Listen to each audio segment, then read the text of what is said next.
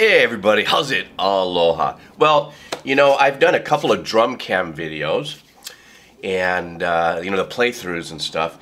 And then I remembered, oh, I did one on Spirit Box with the lead singer, which I thoroughly enjoyed. Kind of like how people like watching reaction videos. You feel a little bit more of an intimacy with the individual and the musician when they do a playthrough or any kind of performance of that nature. So today I am revisiting Ginger. This is Tatiana's one-take vocal. Well, you know, Ginger has been one of those standout experiences for me here on this channel because, well, it was the very first experience I had with the growling. As far as asking the question, where does it come from? Is it what? And you know, a lot of people kind of, because I had suggested that there were some post effects that, you know, may have helped that out or something. Really, what I meant by the post effects was that it may have enriched what she was doing and made it thicker sounding in a mix. But because of that, I did learn a lot about growling. I looked up really great videos and stuff, and so respect for all the growlers out there and singers. You can't even really just say just growlers, because I have just been smoked by the fact that so many of these musicians that have that kind of voice, that is just an element in their arsenal of, you know, performance. So, and another thing about Ginger that I had found to be just mind-numbing is the musicianship level. You know, I think maybe this is with the new drummer. I'm not sure, but it really pushed me into realizing and understanding more about the subgenres of metal and all that, and the intense amount of musicianship and composition and writing skill that's out there in that genre. And as I've said before, I'm hard pressed to find any genre and subgenres that actually push such musical limits as what I've been listening to in the last 3 months. So anyhow, guys, I want to thank you guys so much for hanging out. The journey's been sick. You know, I topped 100,000. I have no idea how long this goes or what the shelf life of it is, but I'm having the best time ever, and I want to thank you guys for your comments and everything. Their music, their Spotify, their merch, all, you know, to support the band and the record company will be down below.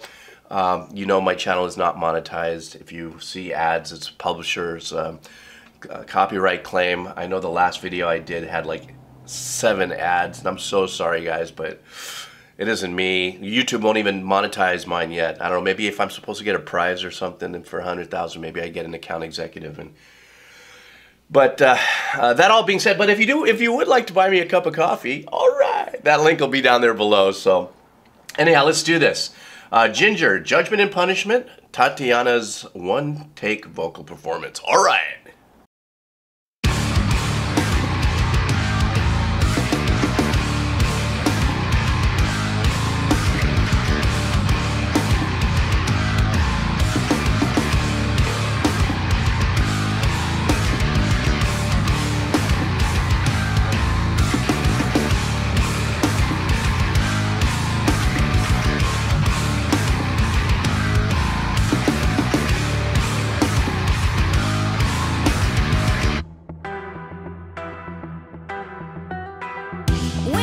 From the land where kindness equals weakness, feelings are conditional, and help is something supernatural. Your judgment, son, your own punishment. Your judgment, son, your own punishment.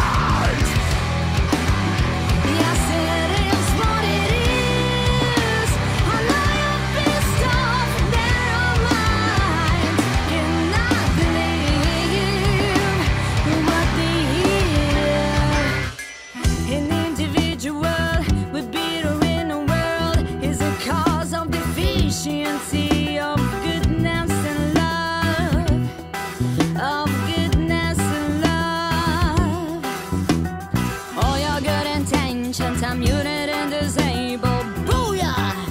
Tell me what you're gonna bring to the table. Do you know we're gonna eat at the same table?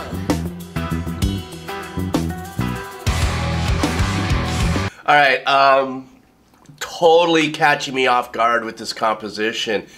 And I try to stop in a place where I viscerally feel like there's going to be some kind of a change, and I always go back a little bit before I restart. Quite a few things with this. Let's just start. I want to start off really quick with the guitar tones. The tones of guitars have changed so dramatically with just the years of progress with engineering and techniques to engineer and changing the guitar tones. I mean, it's just like if you listen to Hendrix's very first, super dirty guitar with one little mic off a twin reverb, or I don't even remember what amp it was, all the way to what we have now. And we have all these insane amp modelers. Some of them are built by guys like that one guy from Periphery, I want to say Nolly, I believe his name is. And so there's very unique technical ways to sculpture a sound. And so this guitar sound has got this really scooped out vibe. If any guitar players out there are watching this, my ear hears it, but I can't figure it out, if it's a scooped kind of vibe to it. In true Ginger form, that opening powerful riff gets you sunk in, and it was very straightforward drumming and stuff. It wasn't anything that made you kind of go, oh crap, where's the one? It's sunk, you got sunk in there, and you were like, okay, something's coming, and then boom, they go into this kind of progressive, reggae Jamaican vibe. I don't know if that's the correct way to name that feeling. But totally, I mean, I got completely, my whole being just kind of chilling. So, whoa, okay, I got you. I could have taken notice. I realized that her top has kind of got this reggae Jamaican kind of color to it. And of course, Tatiana starts to sing. She has such an amazing freaking voice that, I sunk into it. The bass playing in that section, what brings that feeling? Obviously, there's two reasons why there's kind of a reggae-ish Jamaican vibe into that. Obviously, it's the kind of sauntering of the the drum playing and stuff. Did I hear a shaker in the background? Could have swore I heard one. But that bass playing, listen to how stupid that bass playing is. That kind of walking around bass. That's what I love about. What I do love about reggae, and I do listen to reggae. Maybe I'm going to start breaking some down here. You think I should? I think I should. The bass, oh God, bass playing in the reggae and subgenres of reggae is so important. And it's, as a matter of fact, it is, to me, what the power riffy guitars are in metal. And what I mean is that has a principal power to it, so does the bass. And the bass playing in this is just crazy cool. Now, the last thing I'm going to say before we roll on, Tatiana, now that I've kind of rinsed in the Ginger experience, what I was watching, because I try not to watch the video, but she embodies the changes that she makes in her performance. And what I mean by that is she has this thing about her when she's singing with this beautiful voice, and then because I didn't know where it was going to go, okay, it turned around and it got heavy again with that very unique rhythm. I tried to count it off, but I couldn't. Remember, first time listen, old decomposer, maybe my skills are getting a little thin, but I felt the change was coming, but I was watching her, and you could just see the change coming within her for that other performance, for the growling, and you can't do that with a guitar or bass or anything. You play it, but the instrument can't make this change physically.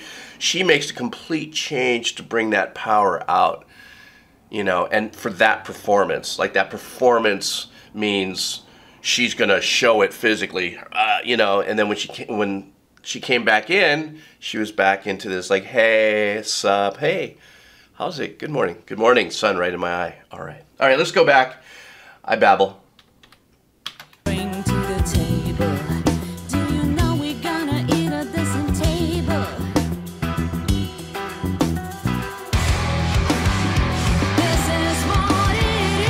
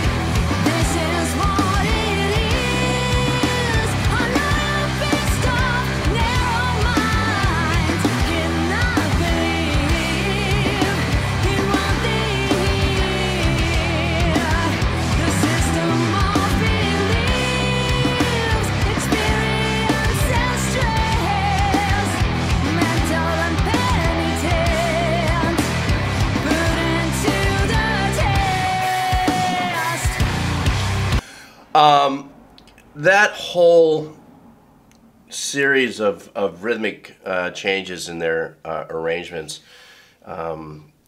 when the drums and when the whole machine starts that full metal jacket drill sergeant, you know, 16th, 16th, I believe it is, with the kicks are just killing it, and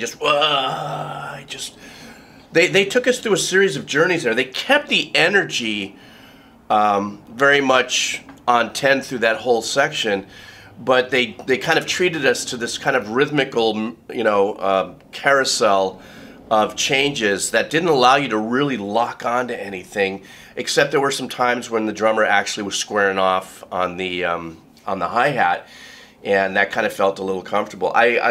You know, I'm doing this as a first-time listen, and I keep on getting pulled back into her performance, and it's not because I physically see her, it's just because of the way the song is crafted. You know, the journey of clean voice, and you know, I don't listen to the lyrics on the first time around, which I know some people think it's sacrilege, but I'm just, you know, she as they are all musicians, and I'm just kind of listening for the first time, right? So I still can't figure out what that, it sounds like they're in a pocket that's straight, you know, the tempo is straight, obviously. I just can't figure out what that other rephrasing of the pattern is, in time-wise, that we're hearing, you know, in that later section. Something else that I wanted to bring up really quick about the kind of the reggae little section. Another thing that's very, and since I don't know a lot about that genre of music except for what I hear, I can hear it, is, you know, the accents of the guitars on the rhythms are on the ands. It's not on the down, it's not on the one.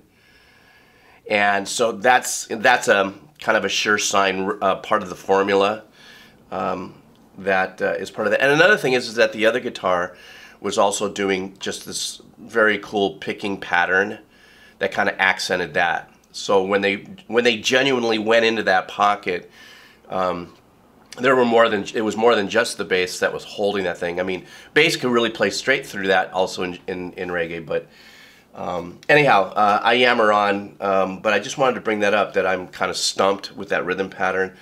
And so, all right, let's finish this. Blah, blah, blah. First cup of coffee. Let's finish this up.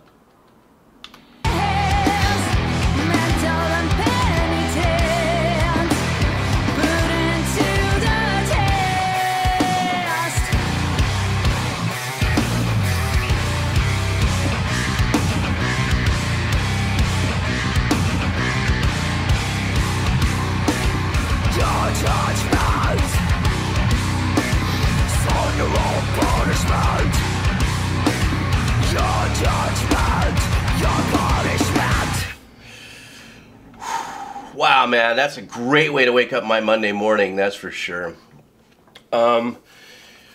She has just, you know, I'm goobering over her at the moment. This is a band, and it takes everybody to make everything happen.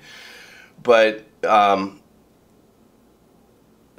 it's just the many different facets in which she can be this performer. I think she could probably do a whole project with nothing but clean, and then a whole project with nothing but growl, and still be just as powerful.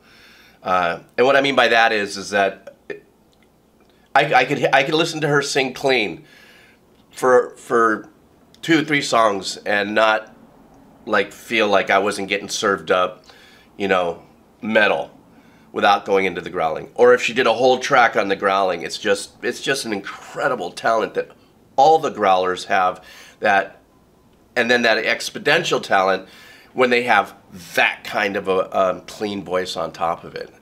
I can't, where the roots of that comes from, I don't know. Does anybody know when the first growling ever actually happened? Like the history of it? That might be a nice question for this base of followers of Ginger. Does anybody know who was the very first growler? I think that's a trip. I'd like to go back and maybe revisit that and see what it sounded like and what that has evolved to. Everything's evolved. Remember I was talking about guitar sounds? It evolved. You know, so has bass sounds. This bass sound was just, just so well EQ'd. The engineering was stupid, we all know that, and so was the musicianship. But I'd like to find out, or maybe get an opinion of you guys on where was the very first growling ever heard from. All right. Anyhow, thank you guys for hanging out.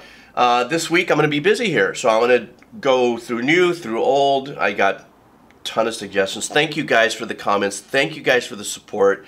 Thank you guys in advance if you buy me a cup of coffee, super uber cool beans with awesome sauce. And that's it. So yeah, I'm going to load up another song. What am I doing next? I'm not going to tell you. Okay, guys. I'll see you soon. All right. Oof.